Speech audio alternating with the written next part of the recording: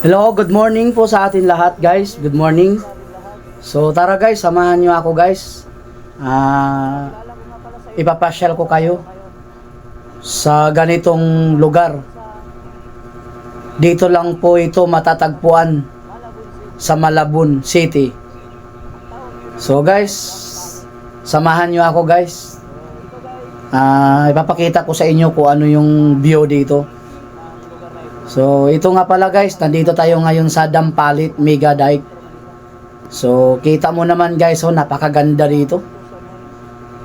Perfect na perfect dito guys sa mga nais mag-jogging. Kung gusto niyo magtambay, pwede. Sarap dito guys, magkape sa umaga. So, ingat lang kayo konti dito dahil mayroong konting rough road. Pero paglagpas mo naman dun sa unahan guys, maganda naman po yung kalsada. So kita mo guys, ang ganda. Ang ganda ng lugar. Ang ganda rin ng langit. So ang oras pala natin ngayon guys ay mag 5:20 ng umaga. So malapit lang to sa amin guys. Mula sa amin hanggang dito, hanggang 45 minutes ko lang to kinuha. So ito guys, napanood ko lang to sa YouTube. Kaya sinubukan kong puntahan.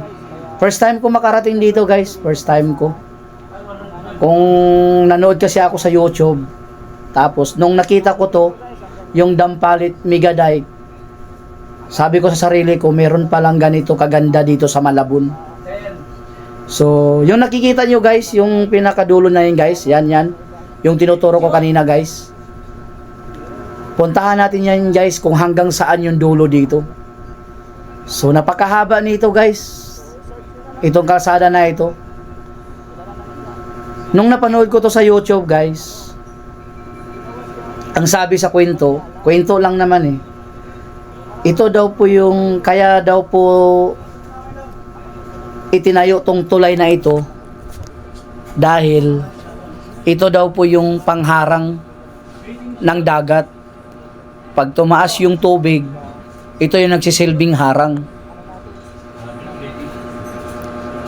Alam nyo naman po guys, yung Malabon, na kahit konting ulan lang, tataas na agad yung tubig. Kaya napakaganda ng ginawa nila.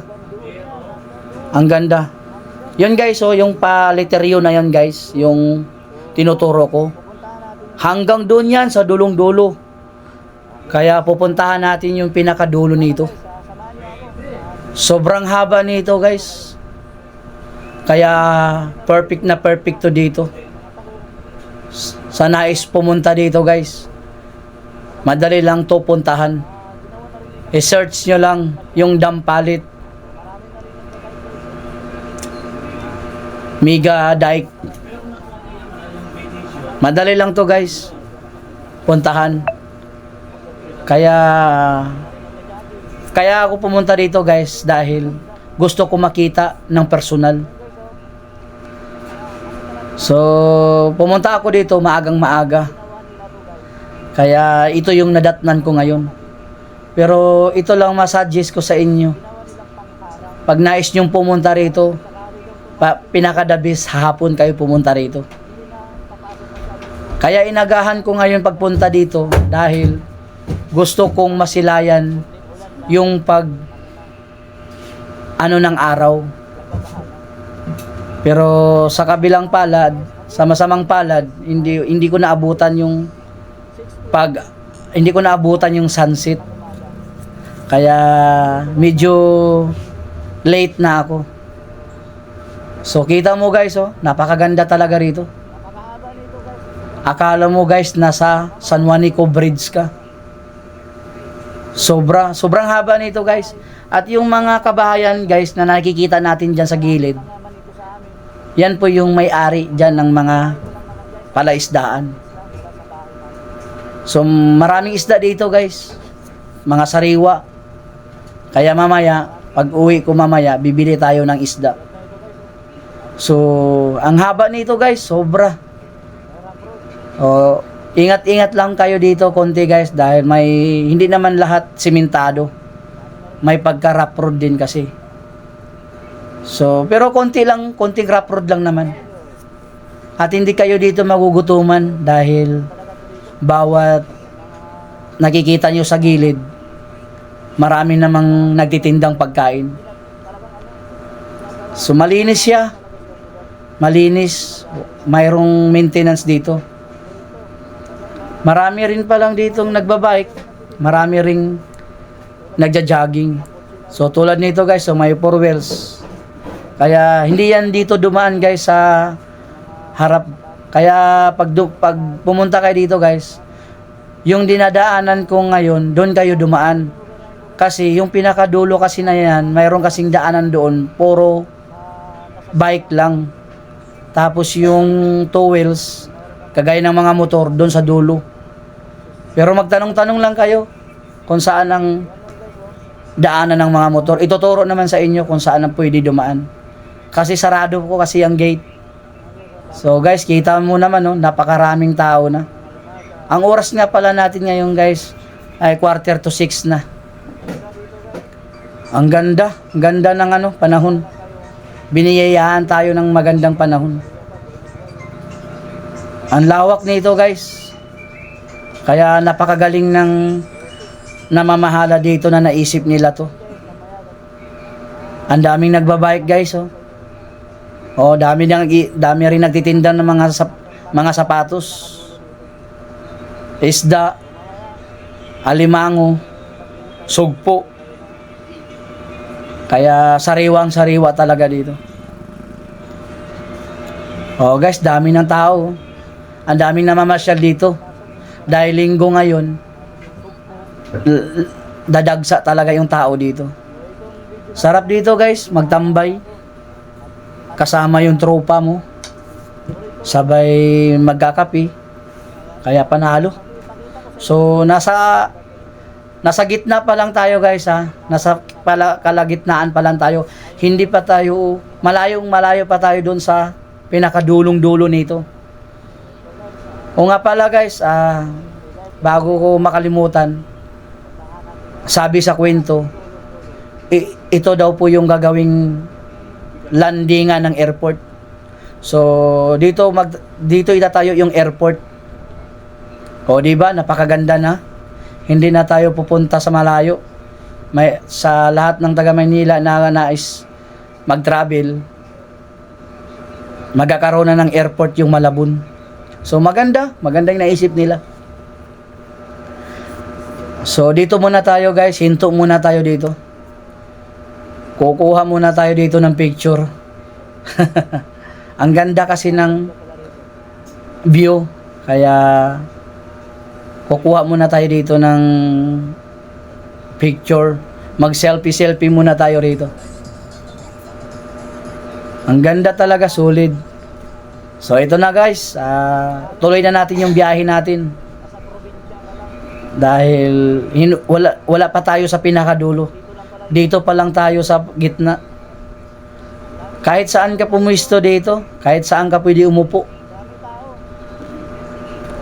Talagang napakaganda talaga dito. Ayan na guys, oh, yan lang yung nadatnang kong araw. Nasa taas na. Maganda sana kung medyo inaaga-agahan ko ng konti. Para masilayan natin yung araw kung paano. Pero ito lang ang suggest ko sa inyo pag pumunta kayo dito. Pinaka maganda dito pumunta hapon.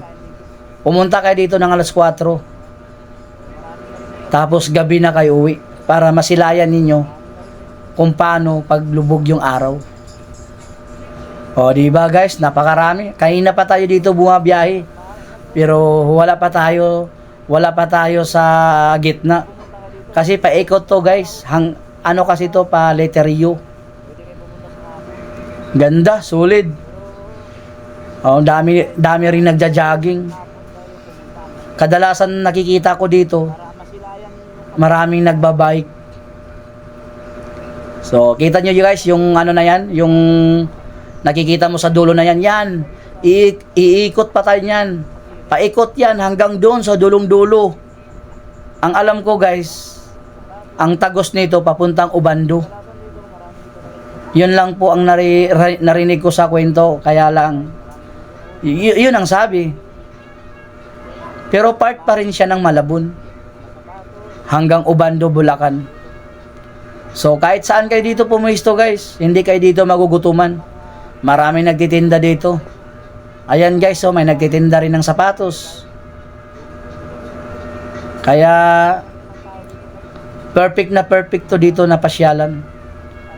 Kaya paborito sa taga Maynila. Pwedeng magbike lang kayo papunta rito. Napakahaba nito pag nag-jogging ka. Tapos babalik ka pa, hindi mo na kayang bumalik. Dahil sobrang haba nito. Dami na ring tao guys, oh. So, ang oras natin ngayon guys, 6:45 na pala. Kaya ganito na katerik yung araw.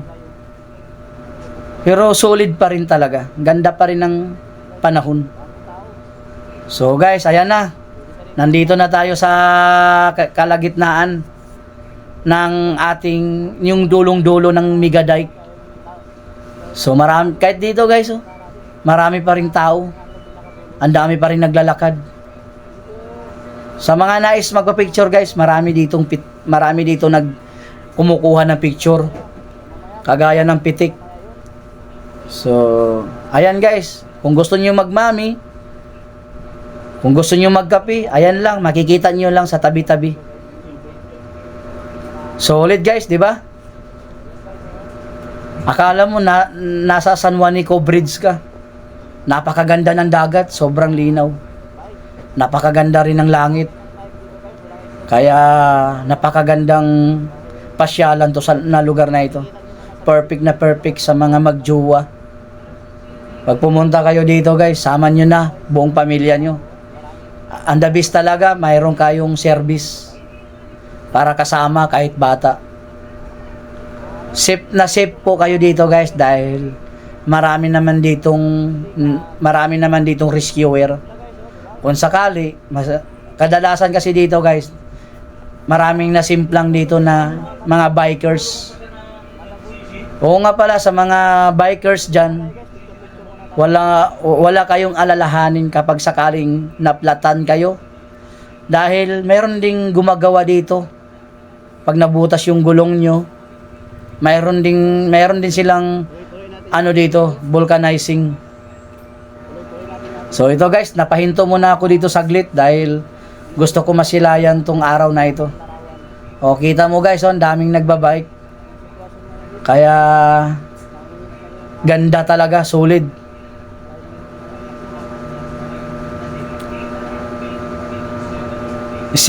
Isipin mo guys, matagal na ako dito sa Maynila pero ngayon ko lang to nakita at napanood. Kung hindi lang ako nanonood ng YouTube, hindi ko to malalaman na mayroon palang ganito kagandang pasyalan dito sa Malabon. O di ba guys, kanina pa tayo bumabiyahe. Wala pa tayo sa dulo. Napakahaba pa rin ng biyahe natin.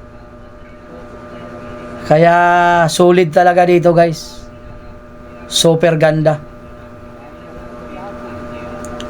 I-search nyo lang Megadike Dampalit, Malabon City. Hindi na kayo maliligaw guys. Ituturo na kayo dito ng WIS. At saka kilala to guys pag nasa Malabon ka. Sabihin mo lang yung Dampalit. Ituturo na kayo kung saan kayo pupunta. So guys, ganda. Panalo, di ba? Sarap pagmasdan guys yung lugar at yung panahon. Kahit ako guys, namangha ako sa ganda na ganito nakikita ko. Ang daming nagbabike guys. Dahil maaga pa naman ngayon, alam ko marami pa yung pupunta mamaya dito. So, marami na rin ako nasalubong na paparating. Kaya, panalo talaga. Sobra. O, nakita mo yung dulo na yan guys, iikot pa tayo dyan. Aabutin pa tayo doon na hanggang dulong dulo. So, nandito na tayo guys sa malapit na tayo sa pinakadulo. Pero yung takbo natin ay ano lang yan. Maintain lang yan. Hindi tayo pwedeng magpatakbo ng mabilis para lang maabot natin yung dulo. Para makita natin yung mga lugar na yung mga nakikita nyo guys na mga kabahayan sa gilid. Yan po yung gumagawa ng dam na yan. At yung iba naman, yan ang may-ari ng palaisdaan. So dito guys, nagtanong ako dito kung ito na po ba yung pinakadulo. So sabi sa akin na napagtanungan ko, hindi pa raw to yung pinakadulo. Ang sabi sa akin, meron pa daw yun hanggang doon pa rin sa dulong-dulo. Pero ang ginawa ko, hindi na ako pumunta doon sa pinakadulo dahil harap road na. So kita nyo naman guys, oh, hindi na simentado ang kalsada. Kaya nagdesisyon ako, siguro hindi ko na puntahan yung pinakadulong-dulo dahil medyo rough road na yung ating kalsada. So sinilip ko na lang guys kung hanggang saan talaga para matanaw ko hanggang dulo. Pero nakikita ko pagdating sa dulo mayroon pa pala, pero hindi pa siya simentado. Kaya naisip ko babalik na lang ako uli dahil mahirap na, baka mamaya di ba maplatan tayo. Kaya nagdesisyon ako na bumalik na lang. Yung mga nakikita nyo guys, yung yung mga nagbabike, dyan po yung daan palabas ng mga nagbabike. At yung mga motor naman, ang daan ay doon sa pinapasukan natin kanina. So makikita nyo naman kaagad guys yung tatlong na yan, poste. Makikita nyo na kaagad yan.